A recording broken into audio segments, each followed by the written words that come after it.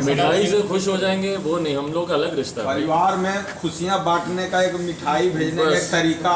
चुनाव को लेकर कल आप सब जानते हैं कि कल जब तारापुर में चुनाव प्रचार में जाने के क्रम में जिस तरीके से कुछ मतदाता साथी ग्रामीण लोग सामने आए और उन्होंने आकर, ये मैं किसी एक प्रखंड का भी मैं जिक्र नहीं कर रहा हूँ क्योंकि ऐसी बहुत सी, कल सोनो प्रखंड की एक पंचायत के वो सब लोग थे जिन्होंने मुझे यहाँ कचहरी चौक के पास जिन्होंने रोका, रो रहे थे, बिलख रहे थे मुझसे। उन्होंने जिस तरीके से उन्होंने आग्रह किया रोते रोते, ये अपने में दर्शाता है कि भैया सरकार और मौजूदा मुख्यमंत्री नीतीश कुमार जी शासन प्रशासन का किस तरीके से दुरुपयोग कर रहे हैं। अभी तक जितने चुनाव हुए हैं लोकल बॉडी के, उसमें अनेकों जिलों से, अनेकों प्रखंडों से, अनेकों पंचायतों से इस तरीके की समस्या आई है कि भैया यहाँ पर धांधली हो रही है, ये हो रहा है, जीत कोई। और ये आप सब भी सुन रहे होंगे कहीं ना कहीं, ये मर्मरिंग हर एक जगह है। आप लोग भी सुन रहे होंगे कि अरे फलाना का हो गया था फाइनल, पर रात होते होते सर्टिफिकेट किसी और को दिया। ये एक परंपरा बनती जा रही है बिहार में।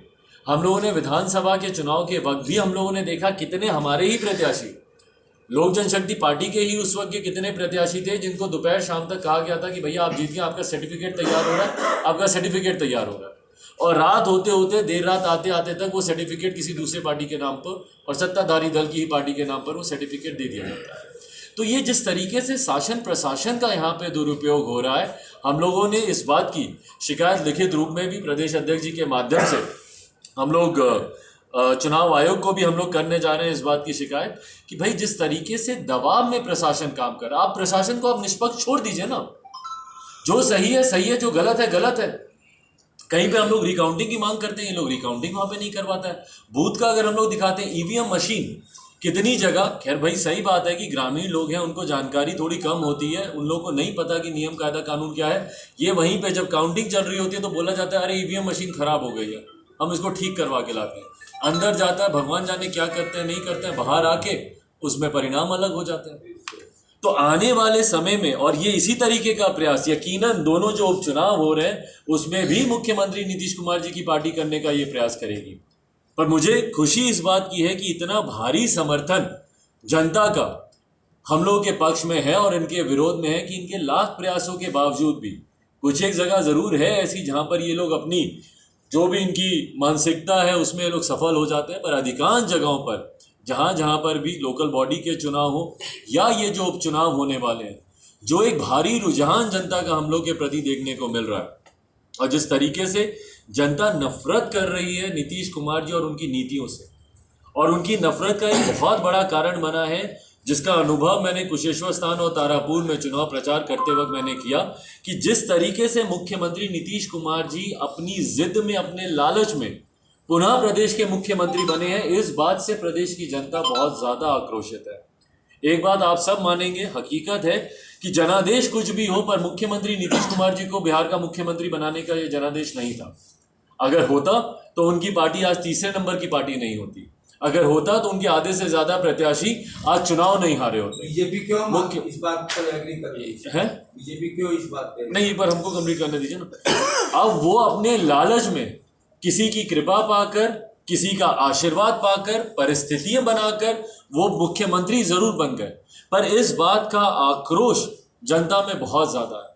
जनता में अगर आप देखेंगे जहां पर भी आप जाएंगे, जिस तरीके से मुख्यमंत्री जी ने इस बार जबरदस्ती अपनी जिद पर वो मुख्यमंत्री बने, 16 साल से जो व्यक्ति प्रदेश का मुख्यमंत्री है, उनके अधिकांश विधायक या उनके गठबंधन के विधायक प्रदेश भर में, उनके तमाम मंत्री होने के बावजूद इतने सालों से प्रदेश में अगर आप शिक्षा का स्तर देखें, आप रोजगार का स्तर देखें, आप नीति आयोग की रिपोर्ट देखें, प्रति व्यक्ति आय, हर मापदंड में बिहार सबसे निचले पायदान पर होता है और भ्रष्टाचार और अपराध में सबसे उछले पायदान पर आ जाता है।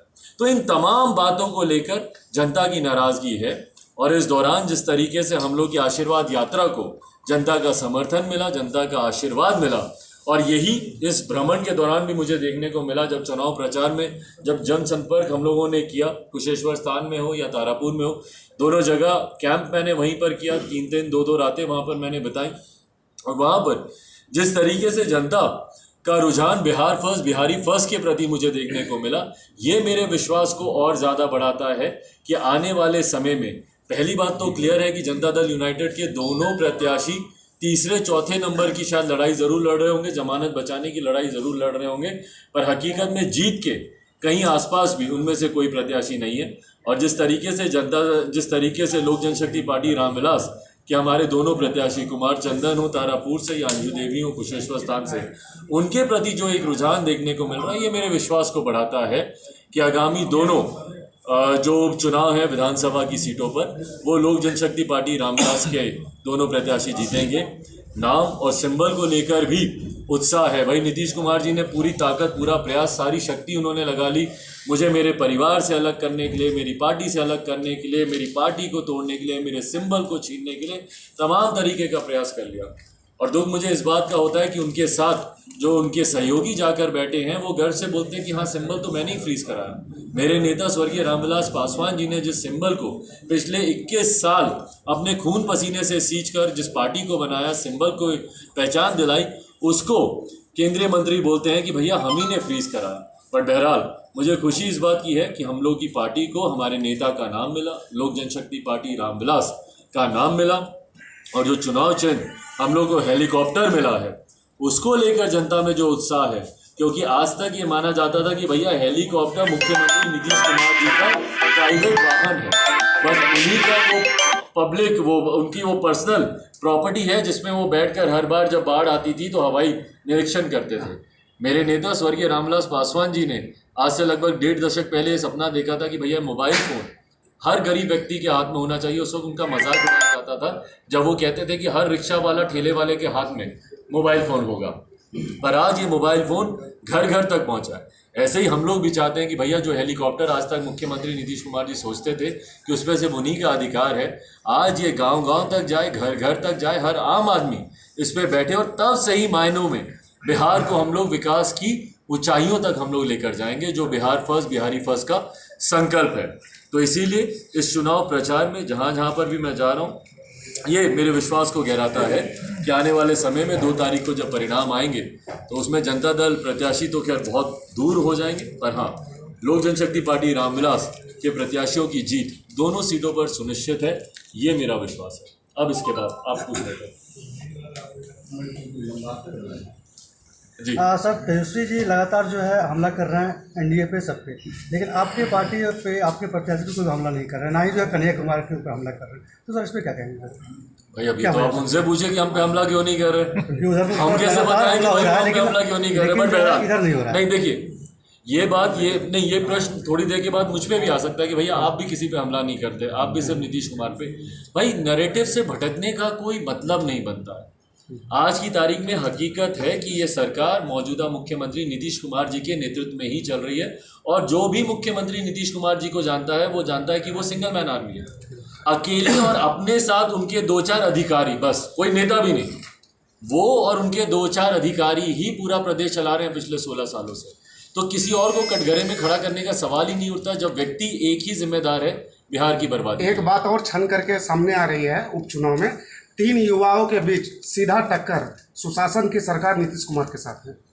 टक्कर सिर्फ और सिर्फ बिहार की जनता का मौजूदा मुख्यमंत्री नीतीश कुमार जी के साथ है। उन्होंने जिस तरीके से बिहार को बर्बाद किया, हम युवाओं में उलझा कर ज़रूर वो एक नैरेटिव सेट करना चाहते हैं। मुख्यमंत्री नीतीश कुमार जी कह रहे हैं इनका तो आपस में चल रहा है, हमारा क्या है, हमारा तो सब ठीक चलता रहता है। ये एक नैरेटिव वो सेट करने का वो प्रयास कर रहे हैं, जबकि हकीकत है कि बिहार की जनता आज की तारीख में नाराज से मुख्यमंत्री नीतीश कुमार जी, बाकी सारे राजनीतिक दल जिनका भी आप नाम ले रहे हैं, तेजस्वी अपने राजनीतिक दल के लिए अपना प्रचार कर रहे हैं, कन्हैया ने अभी नई पार्टी ज्वाइन की है वो अपना कर रहे हैं, मैं अपना कर रहा हूँ, हर किसी को स्वतंत्रता है करने की। पर आज की तारीख में जवाबदेही ये हम में से किसी की प्रतिष्ठा का सवाल नहीं है। आज की तारीख में जवाबदेही मुख्यमंत्री नीतीश कुमार जी की बनती है। भाई दोनों आपके सिटिंग विधायक थे, और ये अफसोस की बात देख लीजिए कि दोनों का निधन क्यों हुआ। आपके यहाँ स्वास्थ्य सेवा के अभाव में दोनों की दुखद मृत्यु कोरोना की वजह से हुई। उसके बाद दोनों सीटों पर आपके सिटिंग उम्मीदवार विधायक थे जिनका निधन हुआ। आपके लिए सवाल है ना, आपको इस सीट को जीत के दिखाना है, आप इसको हम तीनों में क्यों उलझा रहे हैं? आपको अगर इतना ही विश्वास है तो पूरा मंत्रिमंडल आपने उतार रखा है। आधा मंत्रिमंडल कुशेश्वर स्थान में जाके बैठा है, आधा इनकी कैबिनेट बैठी हुई है तारापुर में। क्यों इतनी मेहनत इनको करनी पड़ी है भैया? इतना आपने विकास के कार्य किए हुए हैं, विकास की गाथाएं आपने लिखी हुई हैं। तो हकीकत है कि जवाब इनको देना, हम तीनों में स्कूल जाने का कोई मतलब नहीं। राजद के सभी विधायक कैंपेन में लगे हुए हैं, जदयू के सभी मंत्री विधायक कैंपेन में लगे हुए हैं। प्रत्याशी, हमारे भी प्रत्याशी ने भाई, कोई ऐसा तो नहीं है ना कि हमारे प्रत्याशी की जमानत जब्त वाले प्रत्याशी वहां पे थे। हमारे जितने भी प्रत्याशी थे सबने अपने अपने विधानसभा क्षेत्र में, और कितने तो ऐसे प्रत्याशी हैं, 12-15 तो ऐसे हैं जो कि महज 400, 500, 600 वोटों से जो हारे, तो वो सब पंचायतों में उतरे हुए हैं। आप इधर की कुशेश्वर स्थान की आप ले लें, वहाँ की 35 पंचायतों में, यहाँ तारापुर की हर पंचायत में हम लोग का एक प्रत्याशी और उनके साथ पूरी टीम मजबूती से उतरी हुई। और जैसा मैंने कहा भाई, इसी तरीके का प्रश्न तो आशीर्वाद यात्रा के दौरान भी आता था ना कि भाई क्या कर लेंगे आप आशीर्वाद यात्रा में, अब तो आपकी पार्टी टूट गई, आपको निकाल दिया, परिवार अलग हो गया, ये हो गया। पर आशीर्वाद यात्रा में जन समर्थन मिला कि नहीं मिला? एक और पार जन समर्थन मिला, अभूतपूर्व जन समर्थन मिला। इसीलिए मेरा विश्वास है कि इन दोनों उपचुनाव में भी हम लोग का परिणाम बेहतर रहेगा। बिहार सरकार के एक जदयू के मंत्री हैं, वो कह रहे हैं कि सिर्फ कोरम पूरा करने के लिए वहां पर चिराग पासवान कैंडिडेट को मैदान में ये अपना कोरम पूरा करने के लिए प्रचार तो कर लें भैया, अपना कोरम पूरा करें, दूसरे के कोरम। तेजस्वी यादव वहां पर मछली मार रहे हैं, तो क्या लग रहा है मछली मारने से वो जीत जाएंगे उनके कैंडिडेट, या सिर्फ ये गुफा है? भाई फिर वही बात, ये तो आप उनसे पूछिए ना। जैसे आप युवा हैं, तेजस्वी यादव युवा हैं, मछली मार रहे हैं, इसका क्या जाता है, क्या इसका मैसेज जाएगा? भैया आप उनसे पूछिए कि वो क्या वो संदेश देना चाह रहे हैं, नहीं देना चाह रहे हैं। मेरा क्लियर है कि मैं बिहार फर्स्ट, बिहारी फर्स्ट के संकल्प के साथ मैं मैदान में उतरा हूं और उसी संकल्प के साथ मैं आगे बढ़ रहा हूं। डीजल और पेट्रोल के महंगाई को लेकर के लोगों में काफी आक्रोश है। बिल्कुल आक्रोश, और इलेक्शन भी है, तो क्या कहेंगे आप? नहीं, बिल्कुल जनता इस बात का जवाब देगी। भाई हद पार कर दी है महंगाई ने, पेट्रोल और डीजल के दामों ने हदें पार कर दी हैं। और जो थोड़ी बहुत, हाँ, एलपीजी गैस सिलेंडर जिस तरीके से महंगाई के दाम आसमान छू रहे हैं, भाई इसके लिए तो सरकारें ही जिम्मेदार है ना। केंद्र और राज्य सरकार को सोचना चाहिए, और राज्य सरकार भी जो सहूलियतें दे सकती है टैक्स रिलैक्सेशन के नाम पर, वो तक ये लोग देना ज़रूरी नहीं समझते। जनता जवाब देगी भाई। आज की तारीख में अगर सबसे ज़्यादा कोई महंगाई की मार झेल रहा है तो ये बिहार की जनता है ना। तो उम्मीद है मुझे कि इस उपचुनाव में भी आपको उसका आक्रोश देखने को मिलेगा। बीजेपी की जहां जहां सरकार नहीं है जिस राज्य में, वहां पर पेट्रोल और डीजल के कीमत के दाम कम है, और यहाँ जहां जहां सरकार है वहां पर ज्यादा दाम है। भाई जैसा मैंने कहा कि टैक्स रिलैक्सेशन राज्य सरकारों के अंतर्गत भी आता है। कई ऐसे टैक्स हैं जो कि इसके ऊपर लगाए जाते हैं। अगर आप उसमें कटौती आप कर दें तो दामों को काफ़ी हद तक आप नियंत्रित कर सकते हैं, अगर राज्य सरकार चाहे तो। केंद्र सरकार का एक अपना वो है, आपने दे दिया इतने पर। अगर राज्य सरकार अगर उसमें से टैक्स रिबेट देती है या देना चाहती है तो ज़रूर दाम थोड़े नीचे आ सकते हैं। बट अगर कोई सरकार चाहती ही नहीं, मैं तो भाई बिहारी हूँ, मैं बिहार की बात करूँगा। अगर मेरा मुख्यमंत्री नहीं चाहता और वो चाहते हैं कि भैया इसी तरीके से बढ़ते दाम की, महंगाई की मार जनता पे पड़ती रहे, तो ये अब उनकी सोच है, अब जनता को सोचना है। तो आपके जैसे उपचुनाव में आप बता रहे हैं कि धांधली हो सकती है, सरकार ऐसा करवा सकते हैं, इसके लेकर क्या आप चुनाव आयोग को भी कुछ बोलिएगा? भाई हम लोगों ने तो जो प्रमाण हम लोग के सामने आए हैं, जो हम लोग का एक अनुभव रहा है पिछले विधानसभा के चुनाव में, या अभी जो स्थानीय लोकल बॉडी के जो चुनाव हो रहे हैं उसमें जो हम लोग का अनुभव रहा है, उसको हम लोग ज़रूर चुनाव आयोग के समक्ष हम लोग रखेंगे। उसके बाद चुनाव आयोग को निर्णय लेना है। बस मैं इतना चाहता हूँ कि फेयर इलेक्शंस होने चाहिए। किसी तरीके का शासन प्रशासन के ऊपर दबाव नहीं होना चाहिए, और मात्र 2 सीटों पर है तो उचित बंदोबस्त चुनाव आयोग द्वारा कराया जा सकता है। आपके चाचा जी पशुपतिनाथ पारस द्वारा जो है ये कहा गया था कि पिछला जो चुनाव हुआ था विधानसभा, तो सौरभ पांडे के वजह से अभी तक भी आपको उनका याद है ना? बताइए, बोलिए। कहा गया था उनके द्वारा, उन्हीं का था कि सीटों की वजह से ही आपको अलग लड़ने के लिए कहा गया था, ऐसा कुछ आरोप। अभी सौरभ पांडे सफाई दे रहे हैं आपके चाचा के रिश्तों को। सफाई नहीं दे रहे हैं सौरभ जवाब दे रहे हैं जो आरोप। और हम लोगों ने देखिए लंबे समय तक एक गरिमापूर्ण खामोशी हम लोगों ने बना के रखी थी कि भाई ठीक है, कोई बात नहीं, अब शांत हो जाएंगे। आज लगभग 1 साल बीतने को आया है मेरे पिताजी के निधन को, और तब से लेकर अभी तक जिस तरीके से निरंतरता में वो मेरे परिवार, मेरे सहयोगी, मेरे साथियों के ऊपर वो एक के बाद एक आरोप लगाते रहे, लंबे समय तक मैं खामोश रहा। जब सीमाएं पार हुई मैंने बोला, उसके बाद भी जब और उन्होंने हदें पार की। पहली बार आपने इतने सालों में कभी नहीं देखा होगा कि मेरी मदर कभी सामने आई हो, मीडिया के सामने आकर कभी उन्होंने किसी बात को रखा हो। पर उस दिन हदें पार हो गई जब उन्होंने मेरी माता जी के, मेरे फादर के साथ, उनके साथ क्या रिलेशन थे, नहीं थे, क्या था, नहीं था, उस तक पर जब उन्होंने उंगली उठानी शुरू की, तब पहली बार मीडिया के सामने आकर मेरी मदर ने अपनी बातों को रखा, अपने पक्ष को रखा। मजबूर आज सौरभ भी हुए कि आप हद पार कर कर आप उनके ऊपर भी इतने समय से, वो छोटा होने के नाते, उनको इज्जत देने के नाते, या मेरे कहने पर कई बार सौरभ ने कभी पलट कर कोई जवाब नहीं दिया। सारे आरोपों को शांति से वो सुनते रहे।